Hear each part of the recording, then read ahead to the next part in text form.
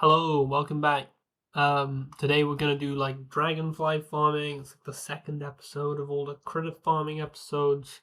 Um, and yeah, don't worry, we're not gonna build like this exactly, because this is a dragonfly and frog farm. But we're gonna build something like it. It works pretty well. I just wanted to show you. Look, it works. 5 golden dragonflies. Haven't run it for long. It's pretty quick and pretty cool. Um, but yeah, you can also make it as complicated as you like. This is combined with a frog farm over here, so it's a little more messy and complicated.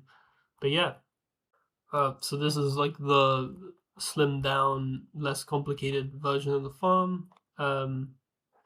Yeah, dragonflies are just weird like that. They're the weirdest critter in the game. I don't know why they put in so much thought and effort into creating the spawning mechanics for this kind of irrelevant critter, but I'm glad they did because it makes quite an interesting, fun farm. Um, I'll just kind of show it in action. You're gonna need some enemy spawning first, and where they're not spawning. Ah, yeah, they come in kind of like drips and drabs sometimes. Um, but it's genuinely quite a quick farm. Um, I've tested it a couple times and it's around 30 dragonflies a minute. Um, that's what you're kind of averaging. You get more than that, you can get less than that, which, should get you a golden dragonfly pretty quickly, like 13 minutes with no luck. I'm sure less than that with the luck buffs, but it's pretty cool. But yeah, let me kind of show you what's happening at the spawn zone to kill all the dragonflies coming in here. Um, ooh, I'm good at flying this thing. So they kind of spawn like any other enemy. They have to find like a spawning tile off screen in the normal spawning zone that all the other enemies and critters spawn at. Um, and then it kind of selects a block. Um, so it'll spawn here, and if it's a dragonfly spawn, a rectangle above the area is considered, and it's looking for a cattail head. And all of these are within that kind of rectangle above the above the spawn zone. Um, and yeah, so that means you can get all the different kinds of dragonflies from just one farm. It doesn't really matter what block this is, it matters what blocks these are. So dragonflies can have, there's different variants for desert. I think there's like black, yellow, and orange, and then the grass ones are like green, blue, and red. I'm not sure, but with this you can get like a mix of the two kinds, so you're not just getting one kind. Um, and then they're transferred onto that, and um, then when the dragonfly spawns, they hit this water block, and because they don't like being in water, they'll just fly up directly into the hoik, and then come to you, or in this case, like a lava pit. Um, and yeah, I think it's a pretty cool farm. So dragonflies have like weather requirements, like a lot of critters do. So, if it's nighttime, that's not weather, but they won't spawn at night. Um, I've got the spawn rate up high just to kind of show you. Um, so only during the day. Um, and during the day, they can only spawn when the wind speed is below 40 miles below 20 miles per hour. Um, so below 20 miles per hour, they'll be able to spawn. Weirdly, with the rain is super strange. So when it's not raining, they can only spawn outside of a town. So that's why we got this shadow candle. So when it's turned off. We're inside a town, and they've stopped spawning. Well, there's still some there from last time, but they've essentially stopped spawning. But when we turn on the shadow candle, they spawn again. But when it's raining, they can only spawn when they're in a town, which is odd. So when we're out of a town, no more spawning. Super weird. But yeah, that's why we have this kind of rain detector here that changes based on whether it's raining or not, which I think is pretty cool. But yeah, let's kind of have a look at this rain detector because I think it's kind of cool, and you might want to use it for like other things. You have it exploits this kind of fish statue. When it's raining, the fish walks, and when it's not raining, the fish flops. Um, and because these are kind of like different behaving entities, you can kind of detect how they behave using this kind of like platform swap tweaks. Um, when they're flopping around, they'll either flop around in here and get hit by the dart trap, or they'll get hoiked into the lava. When it's raining, they start walking and immediately go up here, hit this pressure plate, and that's how you detect the difference. But yeah, so you turn on the farm, turns on this 5-second timer. The 5-second timer goes on here. It's got this red and blue wire. One of them spawns a goldfish. One of them turns on this 3-second timer, and if it's raining, pretty soon afterwards, it'll hit this red pressure plate, turns off the 3-second timer, and detects rain through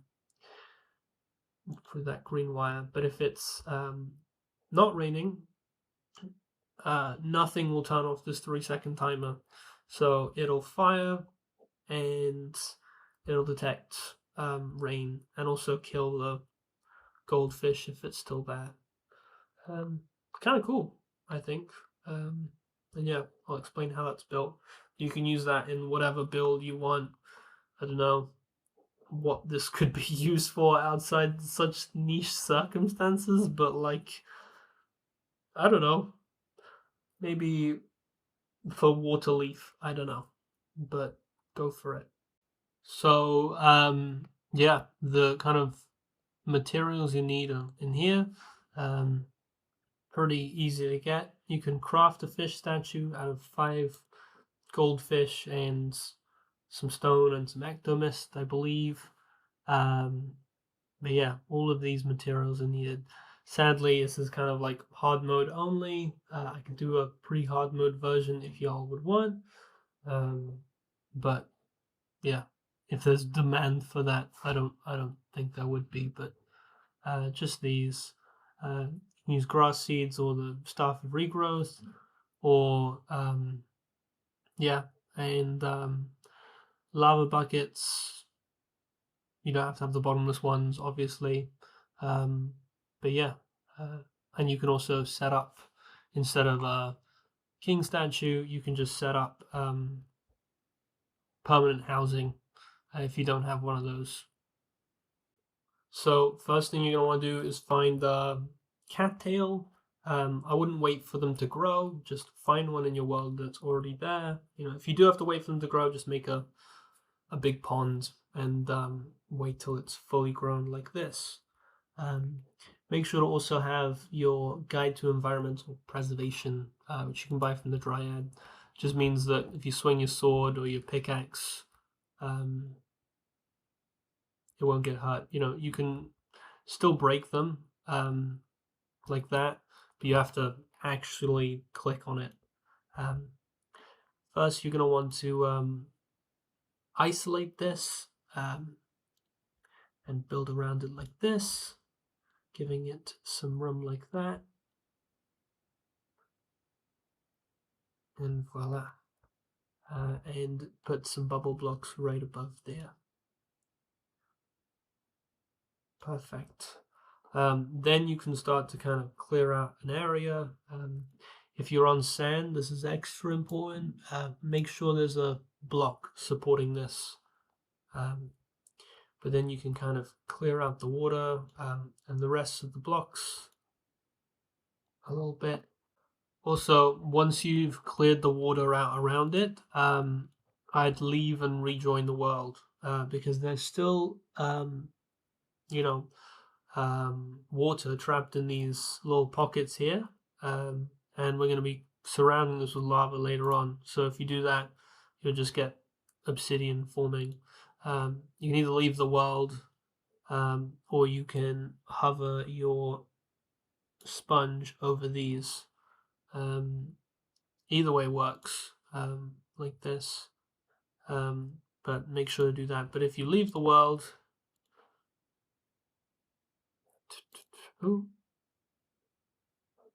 rejoin, then you should be getting none of these issues, or it will have just flown out into here, and you can take care of that and fill it out with lava, no problems.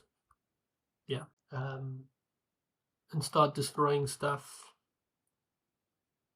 like this, just out this way for the time being, so we can measure the dimensions of the farm.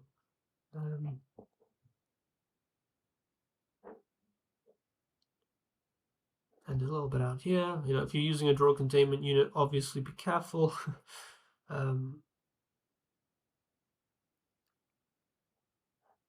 Just a little bit of clearance space so we can get the kind of dimensions of the farm correct the first time we do this. Then we're going to want to do from here.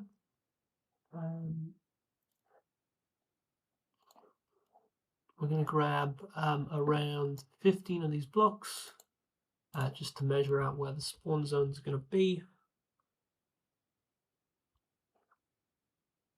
And then this is the edge of your spawn zone here. You're going to want to go a few blocks lower across here, and you're going to want to put down 5 teleporters. 3, 4, 5. Okay, then it depends on what you want to do, but you know, this can be kind of anything. First, fill these blocks in with whatever, and then you can put a mixture of sand and dirt in here, like that. Then build up high, like this. Perfect. Then we can destroy these blocks. You should all be sorted. Then you're going to want to grab 21 of these blocks, and from here, one above, count up like this, and then this area here is going to be the start of your week. So all 3 across like that.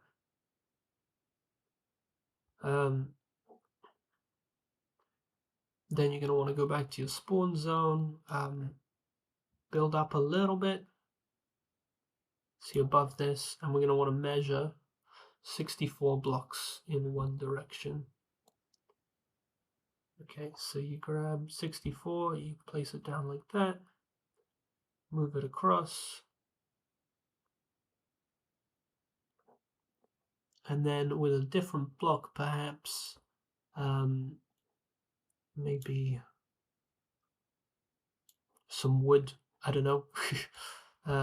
This will be where you're spawning in. Pull this across here.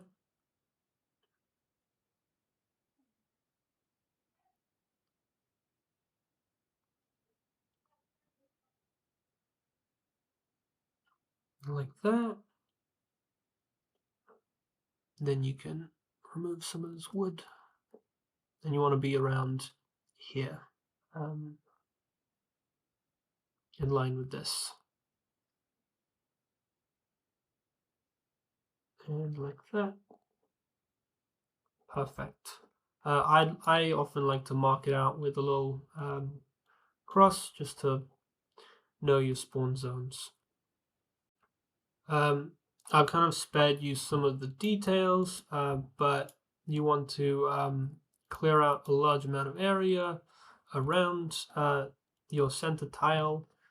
Exactly what is the area? Let me show you.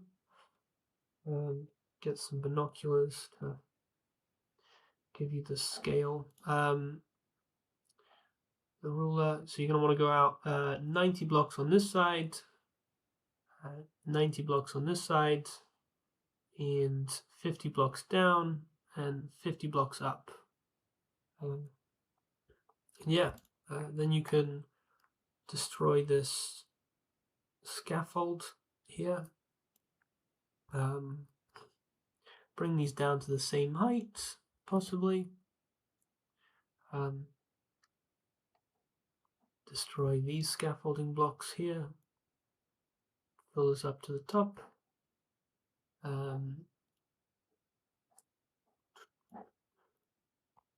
You're also going to want 50 by 30 block of sand, so you get the desert spawn rates. Then you're going to want to bring these bubble blocks all the way to the top. And this will be kind of the start of your hoik. And you're going to want to hoik these middle blocks all the way to your spawn zone here.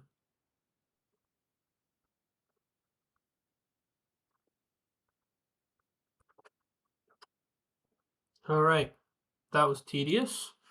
Then you're going to want to place 3 hoiks like this up into your quarter-second timer. You're going to want to place 3 traps along here. You're also going to want to put iron blocks all the way across here and then actuate them however you like.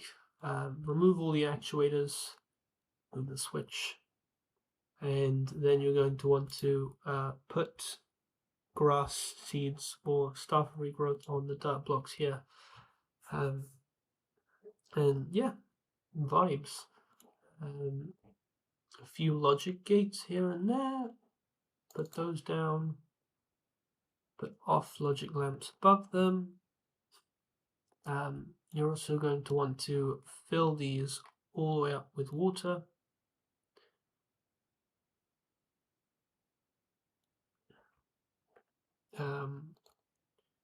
Place 2 teleporters like this.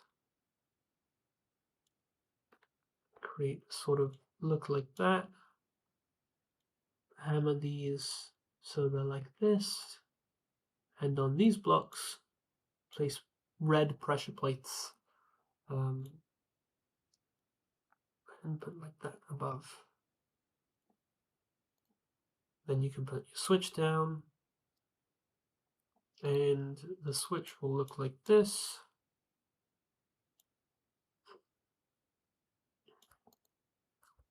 And you can also bring that blue down here.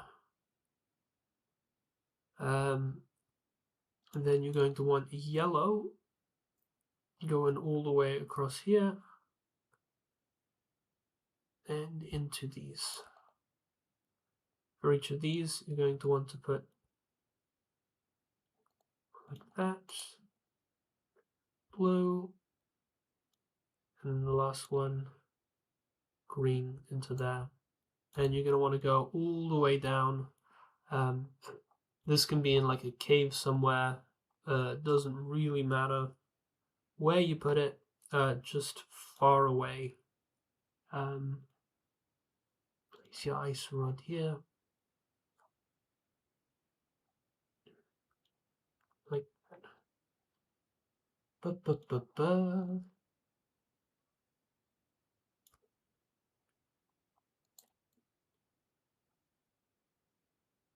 and 1, 2, 1, like this.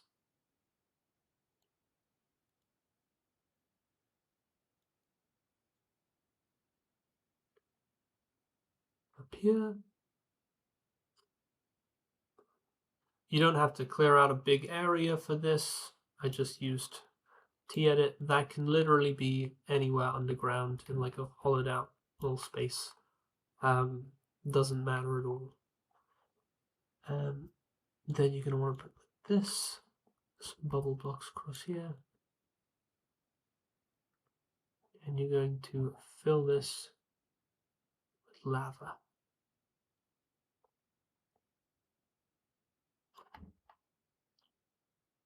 And then you're going to put your king or queen statue. You can also use like regular town housing if you like.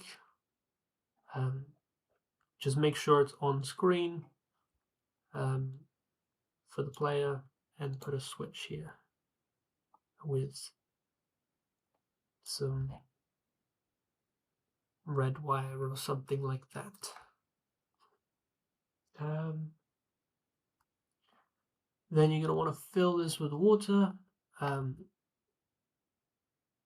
a few blocks, so like that basically. Just keeps water enemies spawning mainly.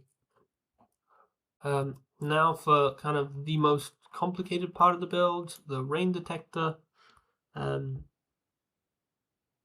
It goes a bit like this. You're going to want your dart traps along here. I really should have all this stuff in my toolbar.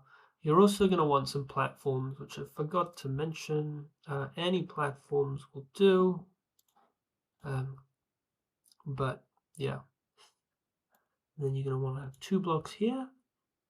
Hammer those so they're like this, and replace them with platforms like that. And above here, you're going to want to have this like pattern like that. This one's going to be like this one's going to be like this, and this one's going to be just a normal block.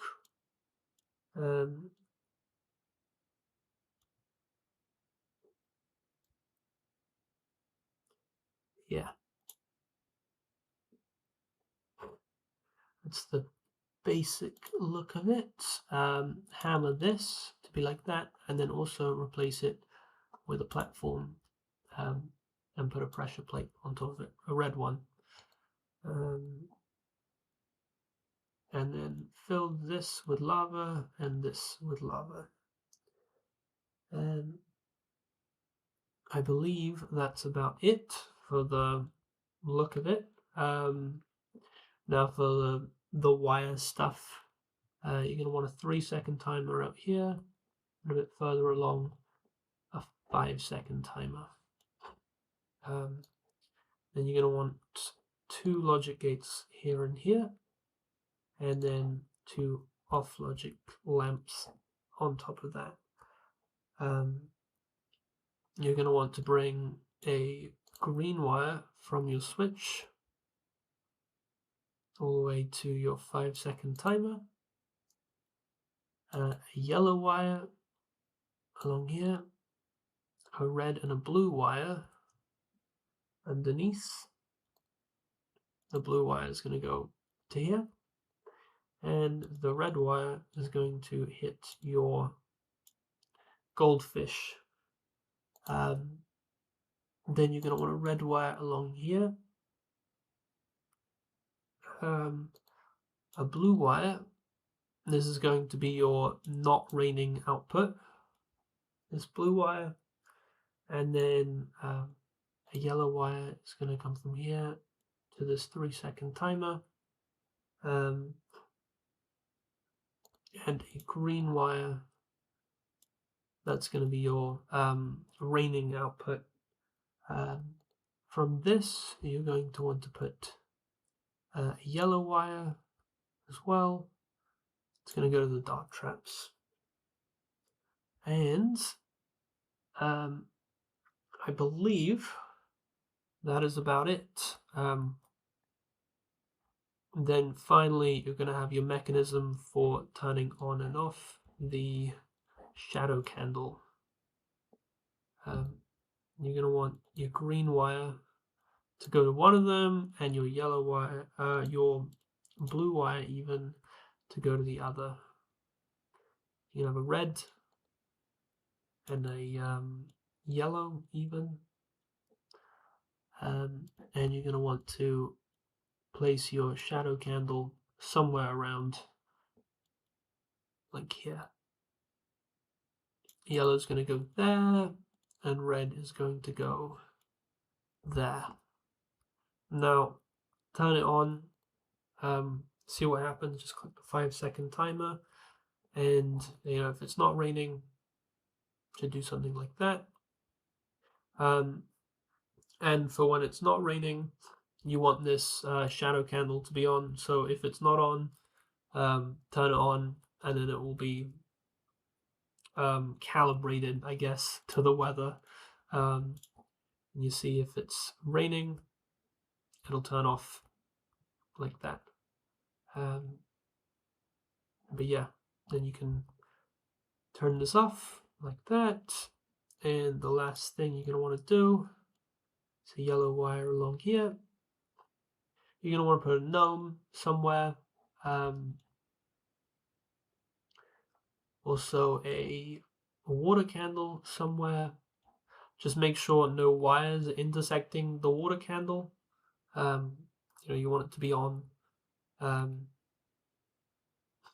you're going to get some of your unsafe desert wool like that.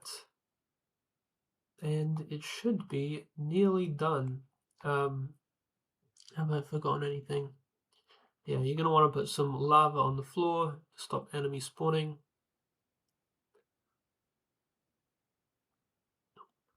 And some lava on top. Keep it in with bubble blocks.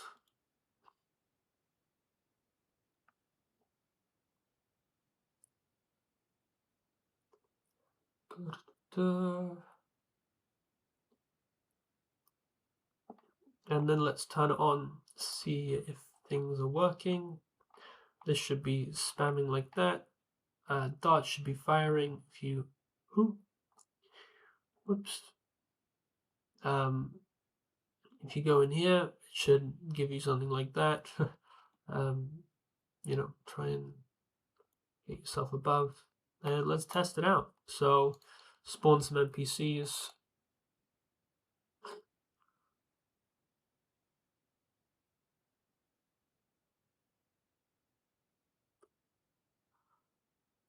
I do remember this last little thing. You're going to want to surround this entirely with bubble blocks. Can be a bit expensive. Not 100% necessary, but sometimes dragonflies fall into the wall, and they'll start clogging up the spawn cap. So yeah, just give that a go. All the way up here. And yeah, let's spawn about 3 NPCs, and turn on enemy spawning.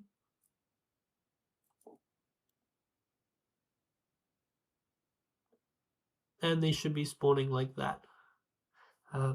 Simple as. And you can test if the rain detection works. The shadow candle will turn off. And you should be starting to get some more dragonflies in.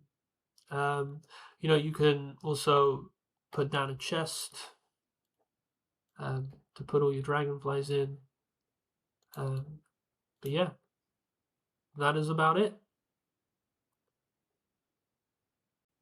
And look, within no time, you'll be getting your golden dragonfly, whatever you need it for. But yeah, I think it's a pretty cool farm. You know, leave a comment to see like which type of farm you want to see next tutorial for. And if you want to see like a pre-hard mode tutorial for this, I could probably make something up. But yeah, see you next time.